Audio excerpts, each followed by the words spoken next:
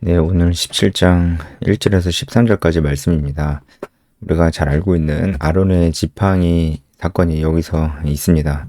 지금 지금까지 사건들을 보면은, 완전 난리가 났었죠. 사람들이 너무 많이 죽었습니다. 그런데 그럼에도 불구하고 좋은 분위기가 아니었습니다. 그러니까, 그럼에도 불구하고라는 것은,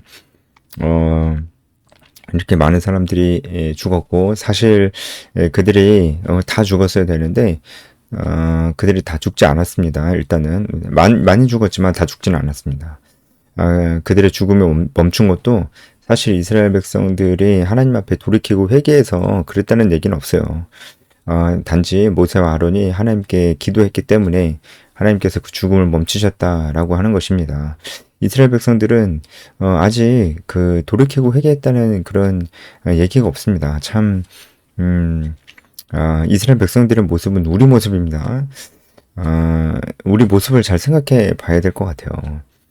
이렇게 하나님께서 반복적으로 말씀하시고 또 이렇게 징계하실 때도 오히려 그 마음이 더 강팍해져서 하나님의 말씀을 믿지 않으려고 하고 자신의 생각과 지혜를 의존하려고 합니다. 자기 생각이 더 맞다는 거죠. 하나님 말씀보다. 계속해서 그런 고집들을 피우고 있고, 그럴수록 이들은 더 추해지고 하나님의 백성으로 살기보다는 애굽을 그리워하고 갈렙과 여호수아처럼 우리가 할 수 있다. 우리가 가나안 땅을 정복할 수 있다. 우리가 가자. 그들은 우리의 밥이다. 이런 태도를 보이기보다는 그냥 애굽을 그리워하고 그때 일을 생각하며 과장하고, 그때는 노예였는데 마치 노예가 아니었었던 것처럼 과장하고, 이런 모습들을 자꾸 이제 보이는 것이죠. 그래서 하나님께서 이스라엘 백성들에게 다시 한번 확실하게 말씀을 하시는 것입니다. 그들이 자신의 모습을 돌아보고 또 회개하고 돌이키고, 그리고 다시는 이런 비극이 있지 않도록 하나님께서 확실히 보여주시는 사건이 이 아론의 지팡이 사건이라고 볼 수가 있을 것입니다. 하나님께서 모세에게 말씀하셨는데요. 어떤 걸 말씀하시냐면 각 조상의 가문을 따라 지팡이 하나씩을 취하라. 그러니까 각 지파대로 그 지팡이를 하나씩 갖고 오라고 하는 것입니다. 여기서 지팡이를 하나씩 갖고 오라고 하는데, 이 지팡이가 좀 중의적으로 쓰였습니다. 그러니까 의미가 두 개라는 거죠. 왜 의미가 두 개냐면, 지팡이를 갖고 와라 했을 때 실제로 우리가 생각하는 그 지팡이를 갖고 오라고 하는 게 맞아요. 근데 이 지팡이가 또 다른 의미가 있습니다. 뭐냐면 지파라는 의미가 있습니다. 우리가 유다 지파 할 때 그 지파라고 하잖아요. 레위 지파 할 때 지파라는 말 쓰잖아요. 이 지파라는 단어도 이 지팡이라는 단어랑 똑같습니다. 네. 나타입니다. 나타. 똑같은 단어가 쓰입니다. 근데 이 나타는 대부분 지파라는 뜻으로 쓰입니다. 그런데 상황에 따라서 이렇게 지팡이라는 뜻으로 쓰이기도 하는 것입니다. 그러니까 지금 여기에서는 그 두 가지 의미를 다 가지고 있다고 볼 수 있는 거죠. 일단은 우리가 알고 있는 그 지팡이를 가리키는 겁니다. 그래서 실제로 지팡이를 갖고 오잖아요. 그런데 이것이 함의하고 있는 것은 이 지팡이라는 단어 나타의 또 다른 뜻인 지파를 함의하고 있는 것입니다. 그러니까 그 지파를 대표하는 것으로 지팡이가 이제 쓰인 거죠. 그렇게 중요한 건 아닌데 어쨌든 그렇다는 겁니다. 이해가 가시죠? 그래서 이것도 이제 하나님께서 이스라엘 백성들에게 던지는 메시지죠. 지팡이를 가져오라고 했지만, 사실 너네들 내 말 무슨 말인지 알지? 지팡이를 갖고 오라고 했지만 사실은 다 지파를 얘기하는 거예요. 너네들 다 얘기하는 거예요. 너네들 다 덤볐잖아. 다 덤볐잖아요. 맨 처음에 고라 일당만 덤볐었는데 고라 일당이 죽으니까 그래도 정신 못 차리고 오히려 눈이 뒤집어져가지고 다 덤볐잖아요. 다. 그러니까 너네 다 얘기하는 거야. 이렇게 말씀하시는 겁니다. 너네 모든 지파들, 너네 다 내 앞으로 와라. 내가 누구를 선택했는지 내가 보여줄게. 이 얘기입니다. 그게 이제 지팡이라는 것으로 이제 나타난 것이죠. 알아들을 사람들은 알아들었을 겁니다. 이제 이 지팡이라는 단어가 지파, 이 지파라는 단어와 비슷한 똑같은 단어니까 알아들을 사람들은 알아들었을 겁니다. 그리고 거기에 이제 이름을 쓰라고 그랬어요. 이름을 쓰는 거는 그 이름은 존재를 나타내잖아요. 존재. 하나님께서 누구를 선택하셨는지 이제 그거를 이제 확실히 보여주신다고 하는 것입니다. 레위의 지팡이에는 아론의 이름을 쓰라. 하나님께서 아론을 택하셨다는 것을 분명히 보여주시려고 하는 것이죠. 네, 그렇습니다.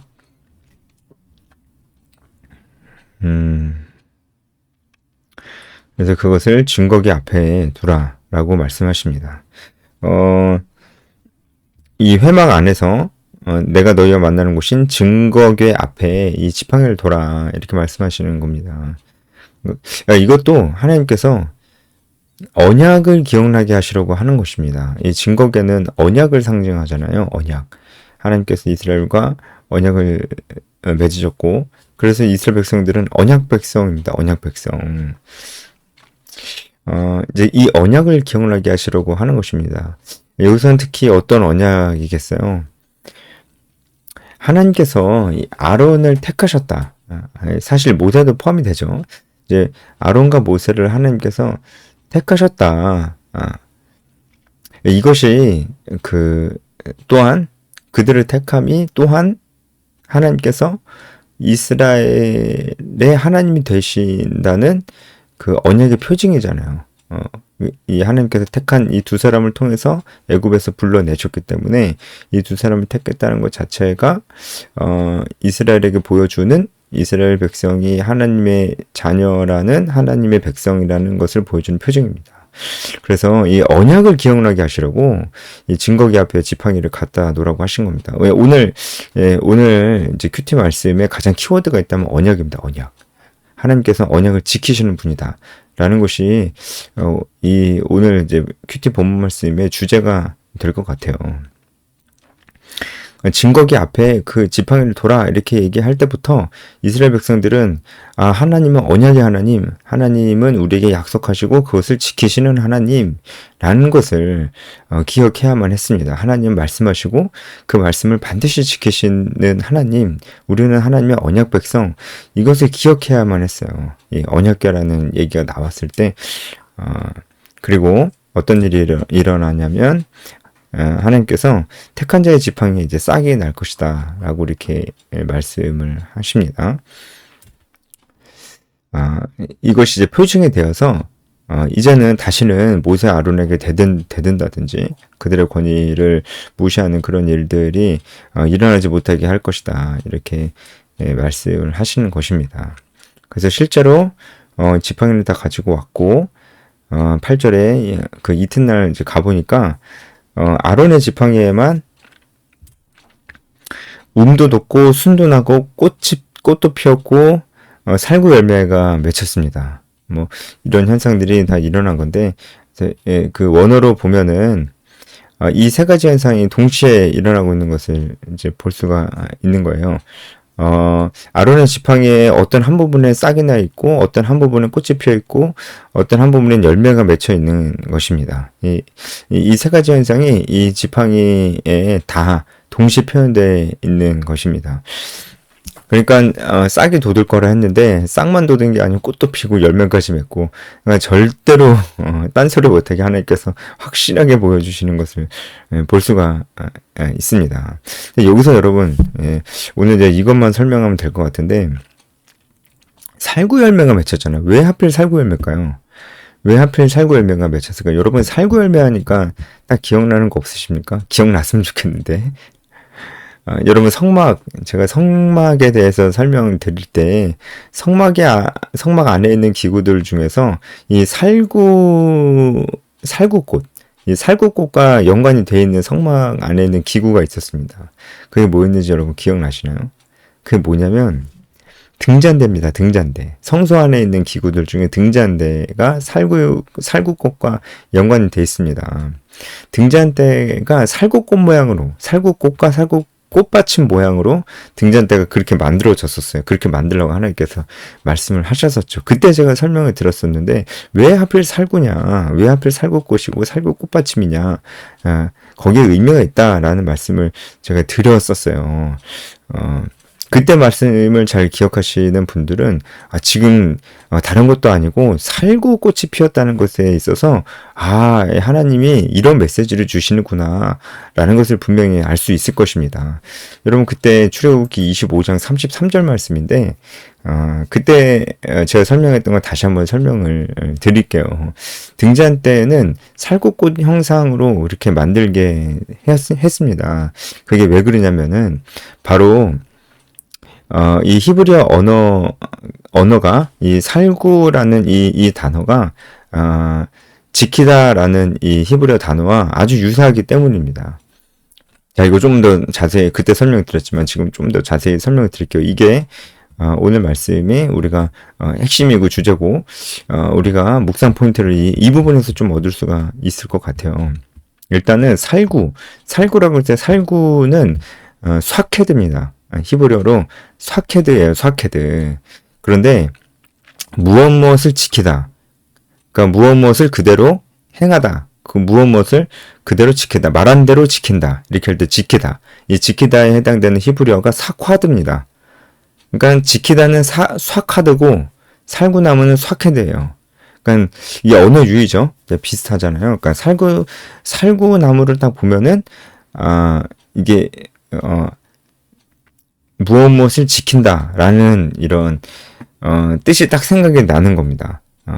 그러니까 하나님은 그 말씀을 지키시는 분이라는 것이 살구나무 보면 생각이 나야 돼요.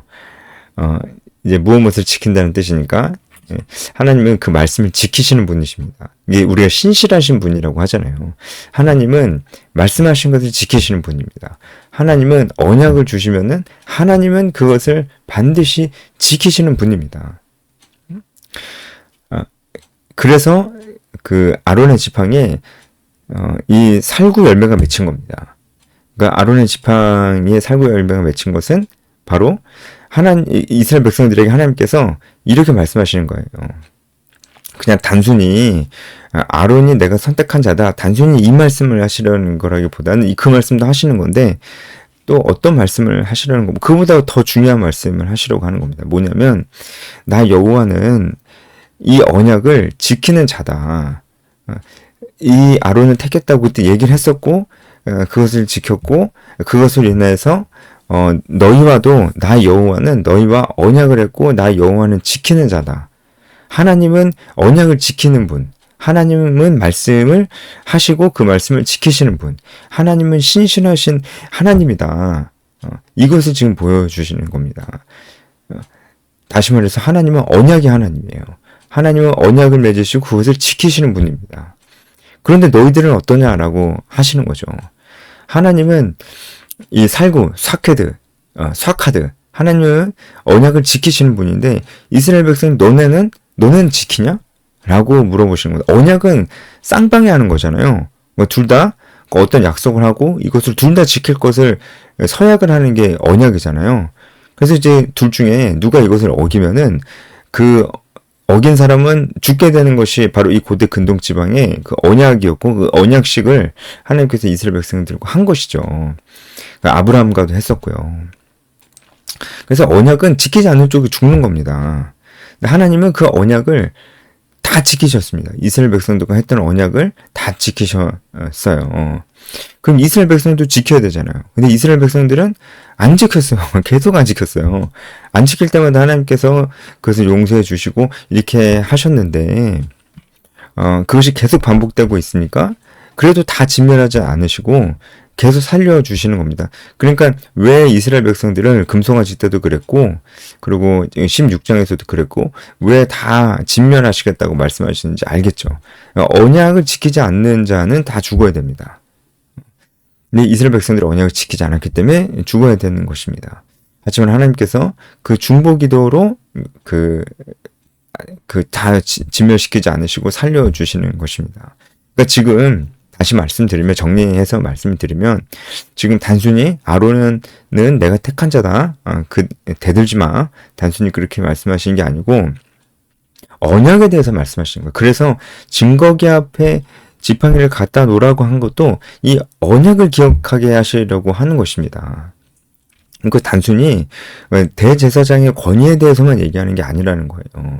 제가 어제도 말씀을 드렸었지만, 어제인가 그젠가요? 제가 말씀을 드렸었지만, 이게 단순히 권위에 반역하는 사건이 아니라고 그랬잖아요. 그 고라의 반역 사건에서도 말씀을 드렸었잖아요. 단순히 그들이 권위에 반역하는 게 아니고요. 하나님 말씀을 믿지 않으니까 하나님 말씀을 믿지 않는 것이 권위에 대한 반역으로 나타나게 된 것입니다. 권위에 대한 반역은 근원적인 문제가 아니에요. 더 근원적인 것은 하나님 말씀 믿지 않는 거. 그러니까 분명히 가나안 땅에 인도하시겠다고 했고, 그것이 젖과 꿀이 흐르는 땅이고 약속의 땅이라는 하나님 말씀이 분명히 있었는데, 그것을 믿고 그대로 지켜야 돼요. 그것을 믿고 가나안 땅으로 가야 돼요. 그것이 이스라엘 백성들이 언약을 행하는 일입니다. 그런데 그것을 믿지 않으니까 굳이 거길 왜 가야 되냐는 생각에 정탐꾼도 보내고, 그래서 또 막 그랬었는데, 그래도 또 믿지 못하겠으니까 광야에서 40년 방황하게 됐고, 그것이 또 너무나 끔찍하고, 그렇게까지 해가지고 우리 2세대들이라도 가나안 땅에 들어가야 되냐, 그것이 약속의 땅이 맞냐, 꼭 굳이 그래야 되냐, 하나님 말씀 맞냐, 그거 그렇게 꼭 그런 것 같지도 않은데 하나님 말씀이 그게 맞냐.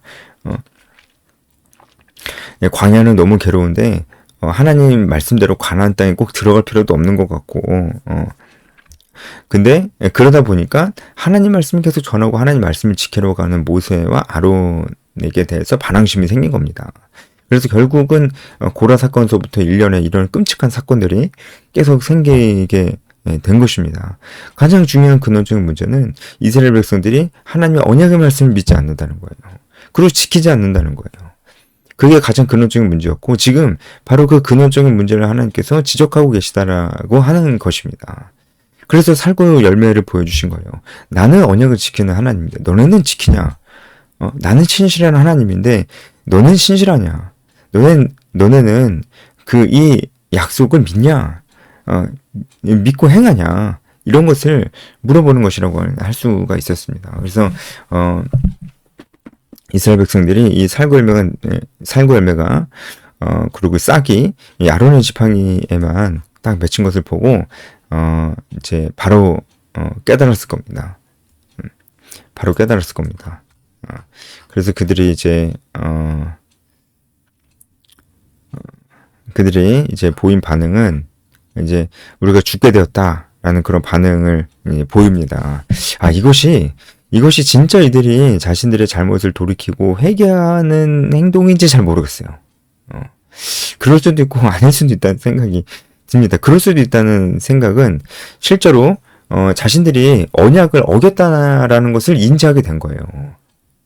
자기들이 실제로 하나님 말씀을 가나안 땅이 약속의 땅이고 거기 들어가야 되고 갈 수 있고 정복할 수 있다는 그런 하나님의 언약의 말씀을 사실 믿지 않았고 그것을 중요하게 여기지 않았고 별로 그렇게 할 마음도 없었다라고, 그래서 결국은 하나님과 맺은 그 언약을 자기들이 지키지 않았다라는 것을 이제서야 인지하게 된 것입니다. 그 언약을 안 지키면 죽어야 되잖아요.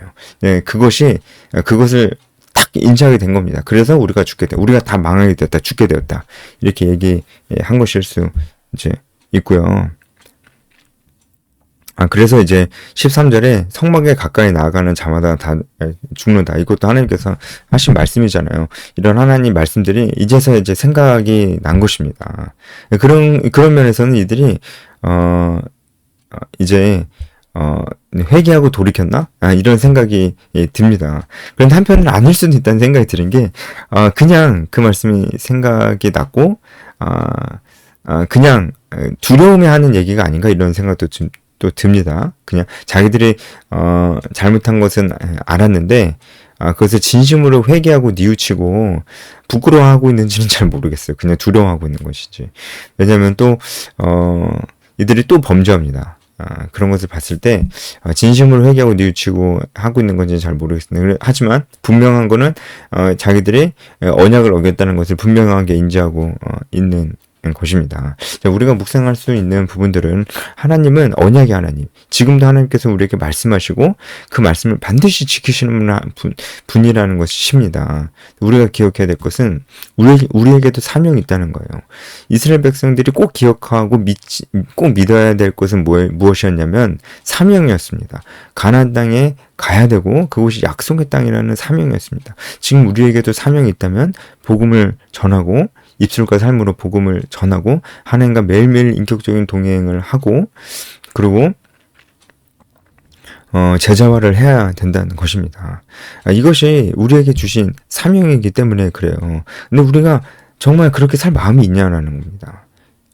그리고 그렇게 사는 것이 아주 중요한 것이다라고 생각을 하며 실제로 그렇게 살아가느냐라는 것입니다. 우리가 그렇지 않다면은 우리도 이스라엘 백성과 거의 다를 곳이 없어요. 그러면 우리가 다시 생각해 봐야 되는 것이죠. 우리도 회개하고 돌이키고 우리 스스로를 돌아봐야 되는 그런 문제입니다. 하나님은 이 말씀하시고 지키시는 분이시고 하나님 말씀하신 거는 정말로 하나님께서 중요하게 말씀하십니다. 당연한 얘기지만 하나님의 말씀을 우리가 정말로 중요하게 여겨야 됩니다. 하나님께서 우리에게 아주 중요한 것을 말씀하시고 우리가 그 말씀을 아주 중요하게 여기지 않으면 우리도 이스라엘 백성들의 죄를 지은 것처럼 우리도 그런 죄를 짓고 있는 것이죠. 아주 무서운 일입니다. 네, 오늘 여기까지 하도록 하겠습니다.